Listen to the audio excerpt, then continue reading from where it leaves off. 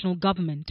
At the time, it was agreed that the functions of health, planning and development, transport, public works and auxiliary functions would be overseen by the Cabinet Secretary for Devolution, Eugene Wamalwa. The deal became effective on the 15th of March, 21 days from the date of execution, and will remain in force until 6 months to the general election. The deed that the Governor of Nairobi signed further states that Nairobi County Government will fund the transferred functions. However, all revenue collection from the county will be conducted by the national government through the Kenya Revenue Authority. So let's have a quick look at the numbers. This graph shows you revenue generated by Nairobi County.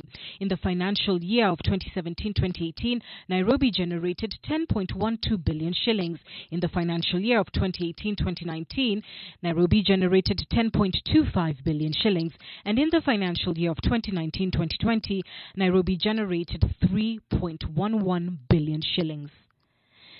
This graph now shows you the equitable share of revenue raised nationally. On the 18th of March, 3 days after the deed came into effect, President Kenyatta created the Nairobi Metropolitan Services and appointed Major General Badi to head it. This means that the NMS becomes the recipient of the monies for the transferred functions. On Tuesday, the 2nd of April 2020, the National County Assembly passed the Supplementary Appropriations Bill to align it with the transferred functions. This resulted in an allocation of 15 billion shillings to the NMA. This bill was passed despite objections of Governor Sonko. Sonko says that he rejected the bill and sent a memorandum to the Assembly, but these concerns were ignored. Additionally, Sonko has been rejecting Treasury's orders to submit crucial documents relating to the 4 transferred functions. On their part, the national government says that Sonko's refusal to comply contravenes the PFM Act 2012. On the other hand, Sonko insists that the deed of transfer is not being properly executed. He wants the deed reversed. Article 11 of the deed signed between Sonko and the national government addresses what happens in the event of a dispute.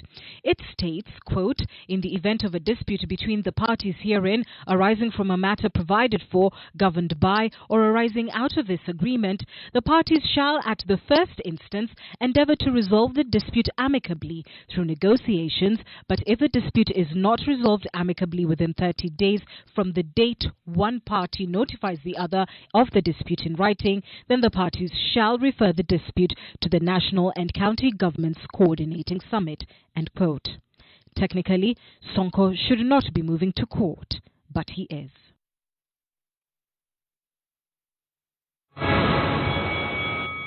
Thanks for staying with us. Tonight, no good news for Nairobians and the millions who rely on its smooth management to survive. Nairobi County wars continue, with Governor Mike Sonko fighting to take back control of a county that he willingly and unprocedurally signed away to the national government. Well, joining us now is County Assembly Speaker Beatrice Elachi to help us make sense of the latest madness surrounding County Hall. Good evening to you, Speaker, and thank you for joining us. So your governor says he's initiated the process to reverse the agreement of transferring some of the county functions over to the national government. What's your take on this? First of all, when you look at the deed that the governor signed, I need him to underline the word unequivocally. Unequivocally means unmistakable, undisputable, crystal clear. You understood what you were doing. And it's very unfortunate that when my governor says he did not read the deed, then you'll find a lot of challenges in terms of, number one, then did you really understand the word utilities? Which means, it's the usefulness of performing any function. Did you understand the meaning of auxiliary, which I know has been the issue that he has really raised, which means providing necessary support to any primary operations of an organization. And therefore, I think that is where we now find ourselves in a very, in a territory that the governor will have to really look at what he signed and ask himself, what is he going to do with clause 11.2 or 11.1, if I don't, within the deed. But Speaker, let me put it to you this way. I beg your pardon, because we must fly. But the point is, you've made it very clear. There are very specific terms. And that you imagine that with, in good governance, somebody would read what they were signing. He's gone ahead and said that, he was not furnished with a copy of the same. He says there are people now fighting him. He's going to overturn this process. All this behavior that is incessant in regards to the governor really appears bizarre, to say the least. And beyond the transfer of functions, some would even question whether he's actually fit to hold office if he transferred functions over for a county without reading or without being fully seized of what signing that document means. I mean, are you confident that you have a governor in place who can actually run Nairobi at all? You know, the most unfortunate thing, Anne, is that when you look at even the functions that we talk about, the 4 functions, there are 4 functions, but they have components in those 4 functions. And therefore, when you count the components of those functions, there are more than 15 functions that you signed away in Schedule 4. For example, if you're talking about health, and allow me just to read the Constitution so that we don't find ourselves again arguing. The health component, what my governor signed out was 1, county health facilities and pharmacies, ambulance services, promotion of health care, licensing and control of undertakings that sell food to the public, veterinary services, cemetery, funeral parlors, and the crematory, and refuse dumps and solid waste disposal. Now, what I just want to tell the team of the governor, which is very unfortunate, you had 21 days to look at this matter. In those 21 days, you needed to critically, the same way we did. Remember, as the county assembly, we were only given an option to be receiving a report after 1 year. We went back and did an addendum and agreed with them that, number 1, we shall be the institution that will appropriate finances to the NMS. Because one of the things, again, where the team doesn't look at, it does not matter whether there's NMS or anything. In your agreement, you have left it to the national government. And it's clear, it says, the national government shall prescribe and establish an institutional framework for the execution of the transferred functions. Meaning, they can decide to bring NMS, they can decide to take it to the mainstream ministries, but 7.1 is clear as you signed. So, and at every page, it has been signed. That's why I want to ask you this way, Madam Speaker. So what is really going on here? Is this about succession politics? Is it about control of county revenues? Is it about Jubilee having made a mistake to begin with, right from, elections and the nomination? What? I fail to find another word other than madness. Is this that the city is incessantly being treated to? I think I would say it is unfortunate that with the goodwill of the president, who felt that indeed we've not given Nairobi services, that this would have been the best route. Article 187 would have been the best route. We've come in as the county assembly, we've removed ourselves under the bus, we are back on the table, and now we have done what is rightful based on the transfer of deeds. And you'll still find ourselves fighting because of the appropriation bill, which is very unfortunate. And still, the team of the governor, very unfortunate that they never looked at what the predecessor did.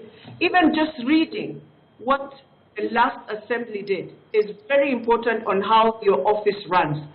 For example, we are told that we cannot publish the appropriation bill. Yet the county attorney holds an office in the county government of Nairobi, a bill that was never ascended to by Kidero. But today it has benefited, and we've paid people more than 1.2 billion shillings in terms of legal fees in an office that was never, a bill that was never ascended to as an act. The other bill that I want to remind them, it is the Nairobi City County Public Service Participation Act. Right. Kidero never signed, but it became law, and we are using it today. The other law I will remind them is the Nairobi City County Dog Control and Welfare Act. He never ascended to it, and we are using it. In terms of resources, when you transfer 15 functions, definitely the amount of money that goes with that will be a huge amount.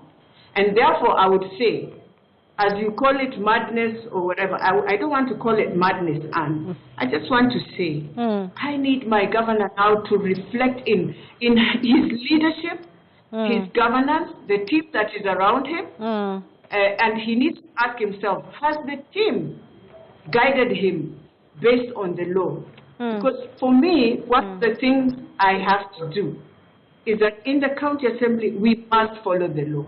Yeah. You cannot come out and tell us that we have gone against the Constitution, or while you know very well, within the Constitution is where we've gotten the issue of functions follow, resources follow functions, Resources follow functions. The liabilities and the assets must go with the functions that any of the government has transferred. But Speaker, just to say, yes. I beg your pardon. This is my final question, and please, ma'am, if you would be brief. Therefore, as we conclude, and you've been very diplomatic in how you're phrasing it and fishing the back on the governor's advisors. I mean, at the end of the day, we're in the middle of a health emergency, all right, COVID-19.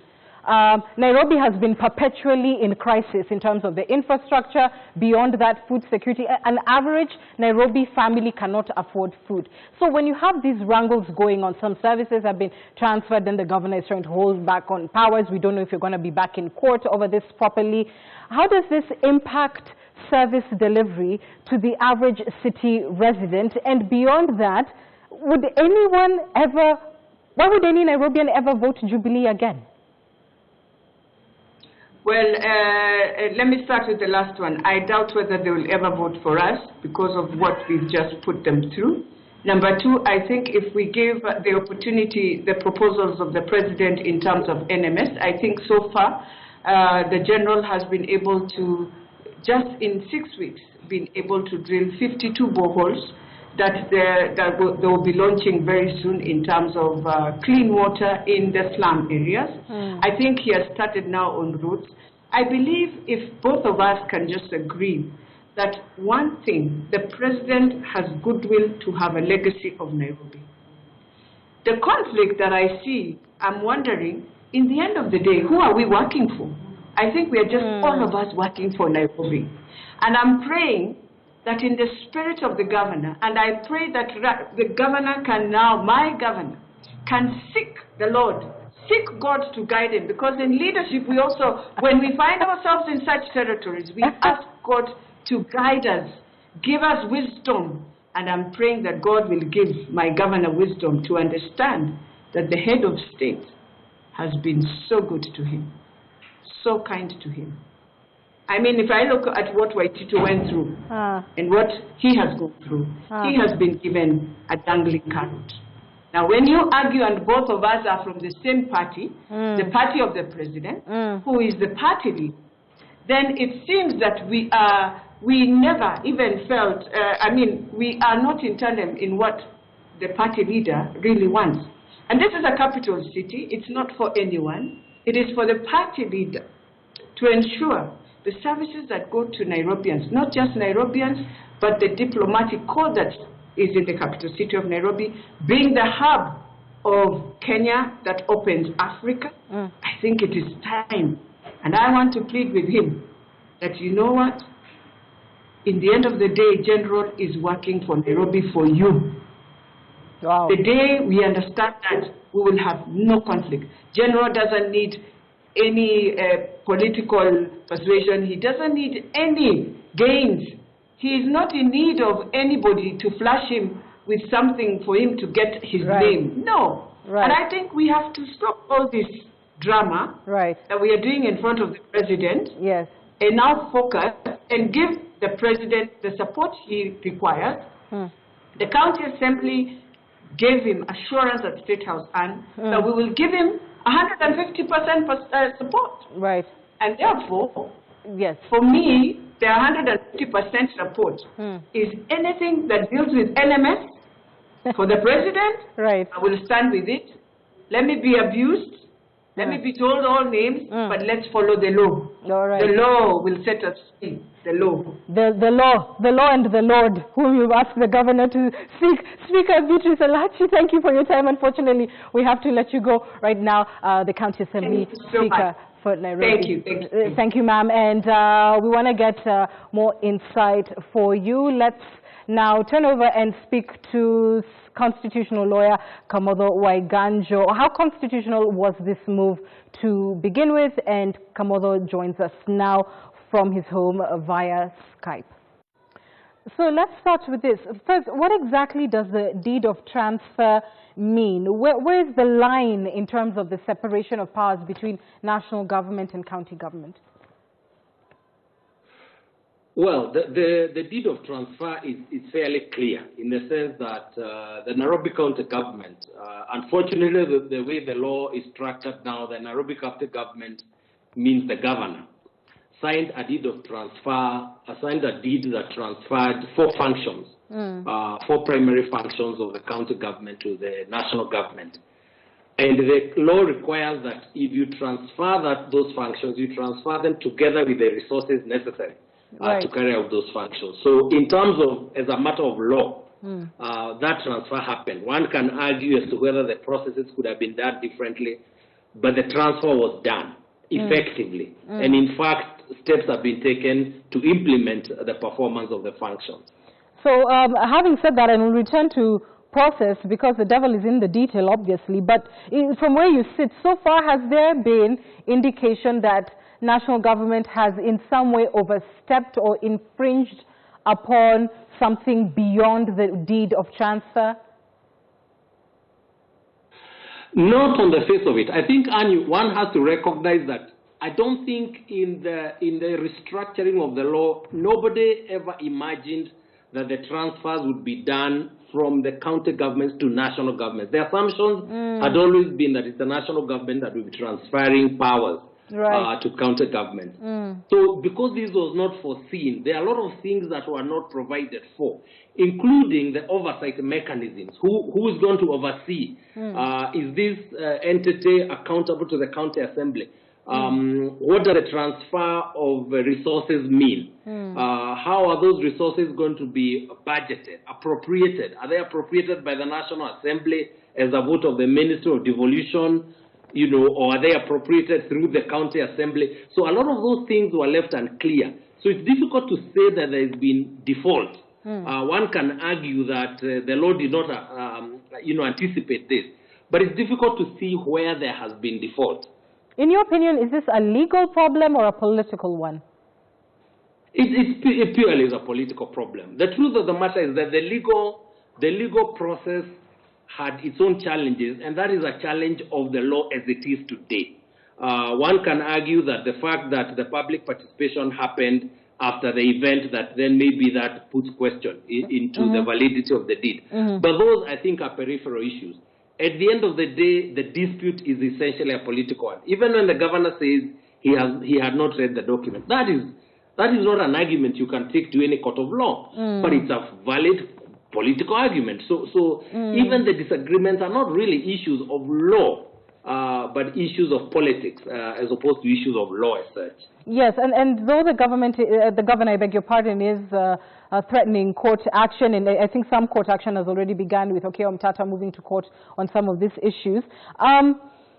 It has been pointed out many times that the current administration has been described as notorious in terms of disregarding court orders, in terms of, ignoring a few steps. Does the egg come before the chicken and that sort of thing?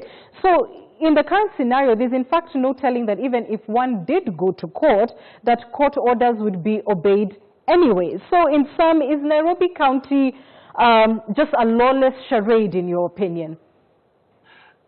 The reality is that this is a difficult one for the county government to take to court successfully. A third party probably can. Part of the reason being that the way the deed itself is structured, the way the Intergovernmental Relations Act is structured, it requires that issues of this nature are resolved politically. That is why it requires that all manner of disputes are taken to the summit long before they go to the court. To the court. And I suspect that if the matter go to the, either they would not give a hearing to the county government before it goes, it abides with the ADR requirement.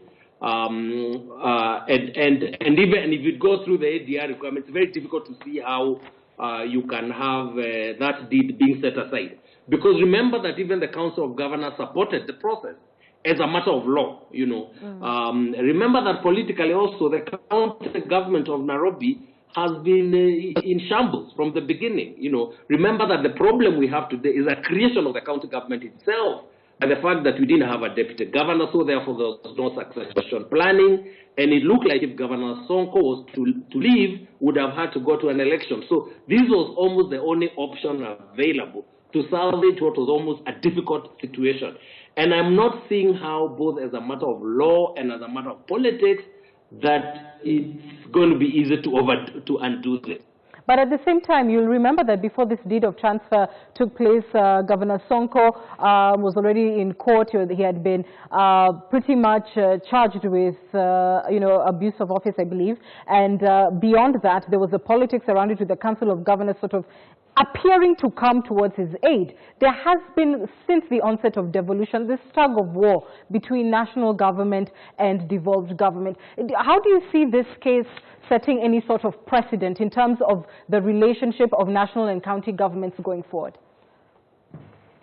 I think that one of the realities is it's an unfortunate situation where the law as it is today allows a governor by himself to transfer the entire functions for which a whole government was elected and all the resources of the county to the national government. That was untenable. That was never anticipated by the Constitution. This is a process that needed to by the time you get to the point where you're transferring functions, there needed to be fairly numerous procedural steps to ensure that as many possible institutions, the county assembly, the cabinet itself, the people through public participation had been consulted. As it is now, the possibility is that any county governor, for whatever reason, can decide, on the whim of a moment, to transfer powers and functions and resources to the national government. That is very dangerous for the process of devolution. But don't forget that Nairobi was a special case, because Nairobi was dysfunctional. By the time we got here, Nairobi, everybody recognized that whatever we needed to get services in Nairobi going on. But I don't think that that is something that we want to replicate. And I'd be saying that the Senate right now should have some law that puts sufficient safeguards to ensure that you don't subvert democracy through this person, by leaving this to one person. In fact, the fact that the governor is saying, I didn't read, tells you the enormity of the situation. We are saying one person was responsible for transferring the entire architecture of the city to a national government without having to consult anyone. There is something significantly problematic constitutionally with that arrangement. But that was one of those things that, in a sense, the government made a pragmatic decision. But it is not something that should be replicated in the future. We need to put safeguards to ensure that if we ever need to go there, there have been sufficient consultations and sufficient grounds have been established that this is the only route available to resolve the problems of the county. Kamodoi Ganjo, thank you very much, sir, for speaking to us tonight. Thank you. Thanks. Okay. All right, more news after this.